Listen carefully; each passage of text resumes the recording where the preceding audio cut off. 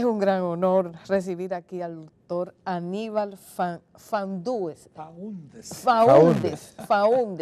de nacionalidad chilena, pero residiendo en Brasil unos 40 años. Y hay que destacar... Y vivió aquí en República Dominicana. Sí, también, en los años 70, porque hay que decir que nuestro doctor tiene 86 años, así tan jovencito como ustedes lo ven. Y él fue coordinador del programa de salud de la mujer en el gobierno de Salvador Allende. Y en la actualidad es todavía el coordinador general en 47 países contra el aborto inseguro de la Federación Internacional de Ginecología y Obstetricia. Doctor, con estas credenciales, vamos a preguntarle ¿qué es lo principal para evitar los abortos inseguros? Yo creo que es muy importante lo que usted me está preguntando, porque infelizmente en la mayor parte de los países de América Latina, no solo en la República Dominicana, el público en general y los legisladores y el poder público cree de que una manera de reducir los abortos es prohibiéndolo, haciendo una ley que lo prohíbe. Y las evidencias mundiales, digamos, muestran de que no es así. La propia Organización Mundial de la Salud, en las orientaciones que da a este respecto, dice que la ley no influye para nada en que la mujer se provoque o no se provoque un aborto. El que haya más o menos aborto depende de que haya información, lo que significa educación en sexualidad responsable, que yo llamo, y que haya acceso a los métodos anticonceptivos. Eso está, pero muy demostrado. Es decir, los países, por ejemplo, que tienen menor tasa de aborto son los países de Europa Occidental. Donde no hay penalización. ¿Perdón? Donde no hay penalización. Donde el aborto es legal, absolutamente legal, y donde es muy accesible. Pero tienen unas tasas de aborto de menos de 10 por 1000 mujeres en edad fértil. Y en América Latina las tasas andan entre 30 y 40. Y en todos los países las leyes son restrictivas. Con la excepción de Uruguay. Uruguay, que legalizó el aborto en el año 2012. En el año 2014 la tasa de aborto era de 12. O sea, casi el nivel de los países de Europa Occidental. Una tercera parte del promedio de América Latina. Sí, después de legalizarlo. Sí. Ahora, ¿por qué? Porque depende solamente de que las mujeres estén informadas y tengan acceso a métodos anticonceptivos y para nada de la ley. Entonces, ese temor, y yo confieso que yo lo tenía también, ¿eh? Yo que hace muchos años que trabajo en esta cosa de la salud de la mujer y del aborto, yo creía de que la ley inhibía el aborto. Y yo decía, no se puede liberalizar la ley porque van a aumentar los abortos. Infelizmente, la ley no consigue resolver los problemas sociales. Si no, habría que hacer una ley para prohibir los niños pidiendo en la calle, entonces lo resolvemos. Pero aquí la ley penaliza el aborto y según los registros de salud pública y de la Oficina Nacional de Estadísticas, dos organismos oficiales, se producen al año más de 30.000 abortos. Y se estima, varios estudios lo han estimado, que por cada aborto de estos que llega a los hospitales y que es registrado, se producen otros 2, mínimo. Sí. De manera que estamos hablando de más de 100.000 abortos en la República Dominicana, pese a que la ley lo penaliza. Pero eso que usted está diciendo me recuerda a algo que yo creo que es muy importante, porque ahora que se discute la despenalización del aborto en circunstancias muy justificadas, surgen todas las voces contra, es decir, el aborto, que no puede haber aborto. No puede haber aborto legal, porque el aborto ilegal, clandestino, que ocurre, como usted dice, el que pone en riesgo cerca de 100.000 al año, nadie protesta. Es decir, ¿usted escuchó a alguien salir, al arzobispo o alguien más, a protestar contra el aborto que existe hoy día? No se protesta contra la posibilidad de que haya 10 mujeres al año que tienen acceso a aborto legal por riesgo de vida. Eso se protesta. Pero los 100.000 que están ocurriendo hoy, usted no escucha ninguna voz protestando. Y lo grave de todo esto es que la vida de la mujer ciertamente corre peligro. Aquí se ha establecido que el 13% de la muerte materna, y este es un país que tiene una tasa altísima, una de las tasas mayores de muerte materna de América Latina y del mundo. El 13% es por causa de aborto clandestino. Claro. No, por eso digo, es que además de ese 13%, alrededor de un tercio de las muertes maternas son lo que se llama indirectas. ¿Qué es lo que es una muerte materna indirecta? Es muerte de una mujer por una enfermedad que tenía antes de embarazarse y que se agravó con el embarazo.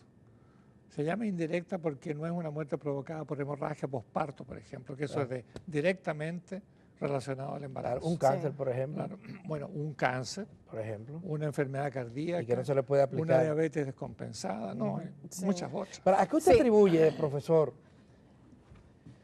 la actitud de los políticos en toda América Latina, porque no solamente República Dominicana, la actitud de los políticos, de los legisladores, yo creo de rechazar, porque las encuestas te dicen que la mayoría de la población también favorece la despenalización en circunstancias especiales. Esa actitud de los políticos de rechazo, de oposición. Yo pienso que sinceramente creen de que manteniendo una ley restrictiva van a disminuir los abortos, lo cual no tiene ninguna sustentación en la evidencia. Y yo creo que es una falla nuestra de no mostrar que en la realidad es totalmente diferente. La primera cosa que yo siempre digo, a ninguna mujer le gusta abortar. A ninguna mujer. Todas las mujeres son contra el aborto, aún las que abortan son contra el aborto. Pero no tuvieron la oportunidad de evitar un embarazo cuando no podían tener, ellas, en el concepto de ellas, no podían tener un hijo. Ahora, ni qué decir si fueron violadas, ni qué decir si tienen un riesgo para su salud. Sí. Y lo mismo pasa, es decir, yo fui procesado en Brasil, porque yo fui director del Hospital de la Mujer en la universidad donde yo tengo. Y una vez una periodista me vino a preguntar sobre un caso de una mujer violada que fue presa porque se provocó un aborto cuando en realidad tenía derecho, según la ley brasileña, a interrumpir el embarazo. Y yo le dije, bueno, que si hubiera venido a nuestro hospital el embarazo habría sido interrumpido porque estaba dentro de la ley. Y ahí me preguntó, ¿y ustedes en qué otros casos interrumpen el embarazo? Yo le dije, mire, cuando llega una mujer con una anencefalía, es decir, que el feto no tiene cerebro, y que uno sabe que se va a morir, y la mujer tiene el diagnóstico de anencefalía y me pide que le interrumpa el embarazo, nosotros lo interrumpimos. Fui procesado porque la ley no permitía en esa época el aborto en feto anencéfalo. Hoy día lo permite, pero en ese momento no lo permitía.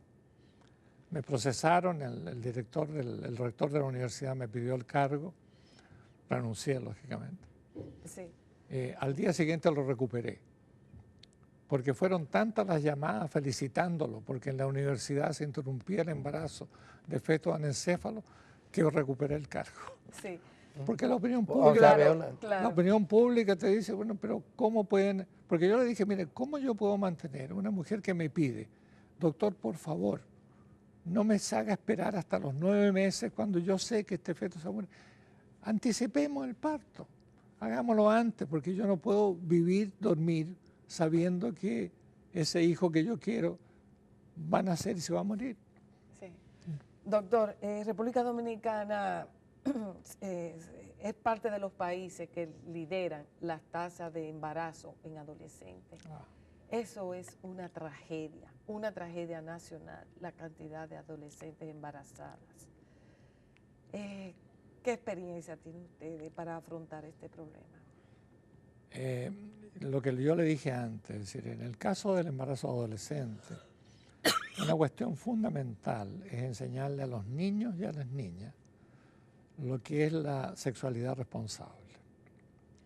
La sexualidad es inherente al ser humano, es decir, la naturaleza, Dios nos dio sexualidad, pero lo que sí, esa sexualidad hay que ejercerla con responsabilidad. Y eso es lo que hay que enseñarle a los niños a respetar a sus compañeras y a las niñas a hacerse respetar, ser responsable de su sexualidad. Y esa es la única manera. Es por eso que en Holanda o en Bélgica o en Suiza no tenemos ese problema, porque desde niños fueron educados a tener una sexualidad responsable. Ahora, eso de la sexualidad adolescente puede ser trágica. Yo vengo de estar una semana en El Salvador, donde la situación legal es muy parecida a la de República Dominicana, y donde una de las principales muertes de adolescentes en el embarazo es el suicidio. Y el suicidio se debe a que ellas fueron violentadas, se embarazaron y nadie las acepta. Es decir, se burlan de ellas en la escuela. La sociedad misma la rechaza. Entonces llega un momento en que desesperadas se suicidan. Y Aquí llega, hemos tenido casos. y llega a ser la primera causa de muerte durante el embarazo en las adolescentes. Entonces, eso del embarazo adolescente es un problema que puede ser trágico y que no se le da la importancia que debería tener.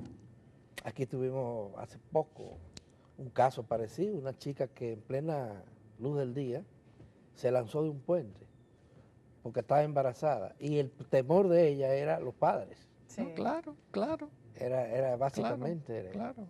acosada. Y un embarazo que ella no quería, Ujú, es una relación sexual que ella no quería, ujú. está por alguien que la violentó y no tiene... Bueno, a veces, muchas veces son consentidas, pero no saben. Bueno, puede hasta cuidarse. ser sostenido, puede hasta ser. Pero lo más frecuente, nosotros hicimos un estudio entre las mujeres adolescentes que tuvieron su parto en la maternidad que yo dirigía, y la gran mayoría de esos embarazos fueron resultado de una violencia sexual. La mayor parte Es un problema más grave que lo que de uno su se imagina, contorno ¿ves? familiar. Del entorno familiar. Del entorno sí, porque familiar. Eso es lo que ocurre. Y está asociado a la pobreza también, ¿verdad? Sí, está asociado a la pobreza. La frecuencia del embarazo no deseado mucho mayor mientras menor es el nivel educacional, que es lo que uno más sabe. Pero el parto en adolescentes es menor entre el... A ver, voy a decírselo de otra manera. Mientras mayor es el nivel educacional, menor es la chance de que se embarace producto de violencia o en adolescentes. Pero también la tasa de aborto es mayor, mientras más alta es el nivel socioeconómico. Es decir, las pobres se embarazan más y abortan menos porque no tienen condiciones. Mientras mayor nivel se embarazan menos, pero abortan más porque tienen más condiciones de interrumpir el embarazo. Sí. Doctor, bueno, fuera del ámbito médico y de la salud sexual y reproductiva, usted vive en Brasil y usted es un ente revolucionario, de vanguardia, defensor de los derechos humanos, etcétera, etcétera. ¿Cómo se está viviendo en Brasil el caso, el escándalo de la Odebrecht y todo esto? ¿Y a qué usted atribuye esta corrupción de nuestro país en América Latina? Yo creo que todos los países son unos más, otros menos corruptos. Bueno, yo Chile creo que encabeza, sí, de los menos encabeza corruptos, el país menos corrupto de América Latina.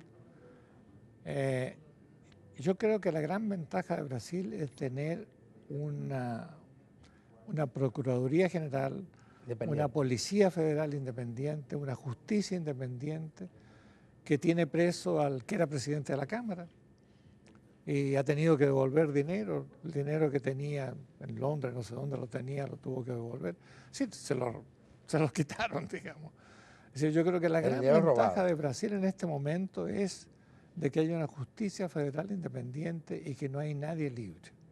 Nadie libre.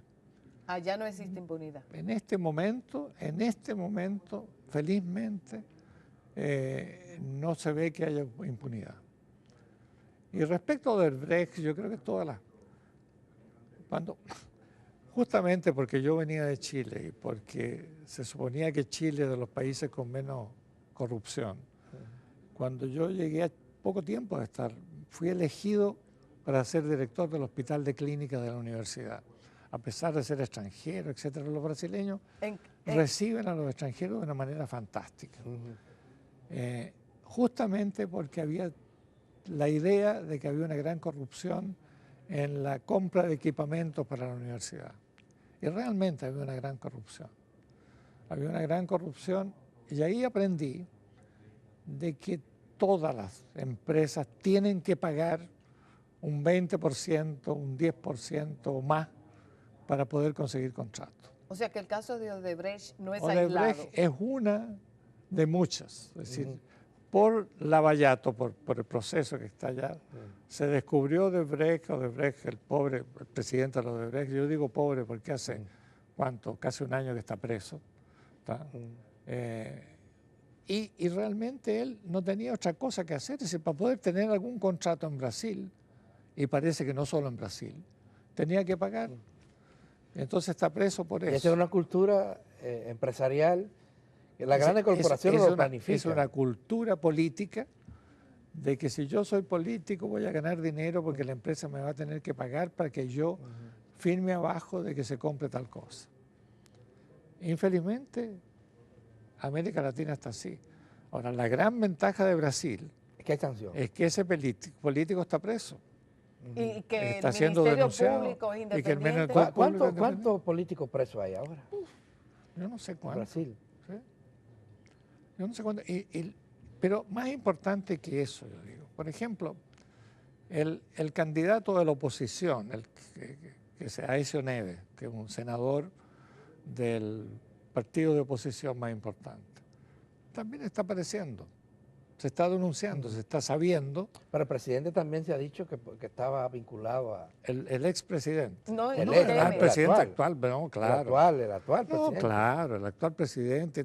Por eso digo, es decir, el que el público pueda saber, tenga información, ya es una gran cosa.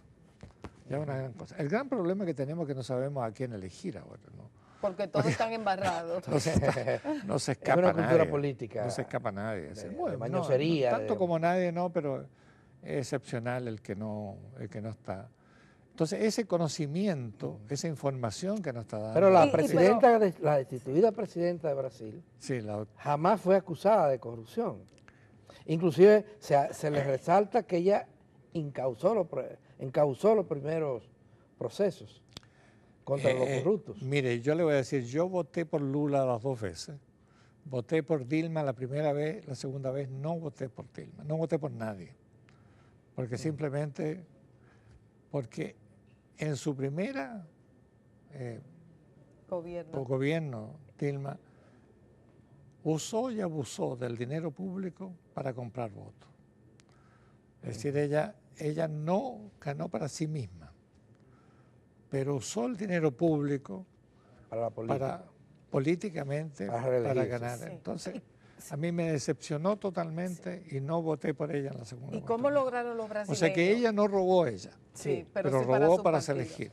¿Y cómo lograron los brasileños tener una justicia independiente, un ministerio público independiente? Rápidamente, se nos acaba el tiempo. Yo creo de que por una cuestión de orgullo o institucional, digamos. El brasileño es muy orgulloso. Y por el orgullo institucional de la justicia, que somos independientes, de la Policía Federal, de que somos independientes, por una cuestión de dignidad personal, de orgullo personal de la institución. Sino de la institución. Bueno, doctor Aníbal Faúndez, muchísimas gracias y qué placer haber tenido el privilegio de conversar con usted. Muchas gracias a usted. Esta es una gran oportunidad para mí en este país que yo quiero mucho. Muchísimas gracias.